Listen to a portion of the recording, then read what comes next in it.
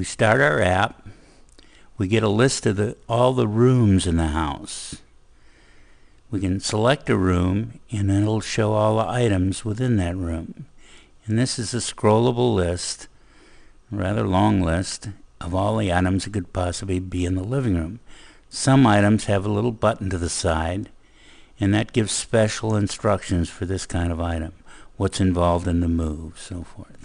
We could enter a quantity here, but we have an easier way to do it. We go back to our room and say we do have a grandfather clock. We can tally that number by just pressing on the grandfather clock. And in fact, if we have two of them, we press again and the quantity gets incremented. If that was a mistake, we can decrement the quantity just by pressing on it. We get audible feedback, one sound for incrementing, another for decrementing, and a third sound for going through zero. So we go merrily through the house, adding items,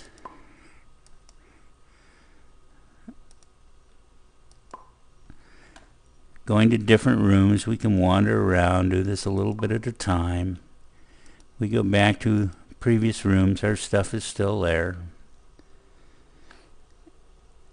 If we have something that we want to add a lot of, we can go over here, and maybe we have 12 of these chairs. We go back rather than doing individual clicks. So there's lots of ways. It's very flexible. It's very intuitive. Sooner or later, we want to enter the customer information. Now, I could have done this first. I chose to do the room and items first. We have a bunch of fields designating where the customer is moving from, where he's moving to. We enter his name, Jim, and the program is smart. It figures out what kind of keyboard to use. For example, an address usually starts with a number, and so it takes us in that mode. If I enter city, it brings up an alphabetic keyboard. If I make a mistake, I can backspace.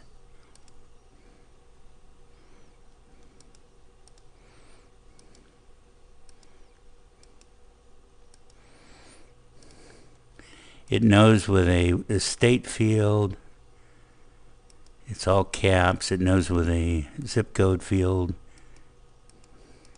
it's all numeric.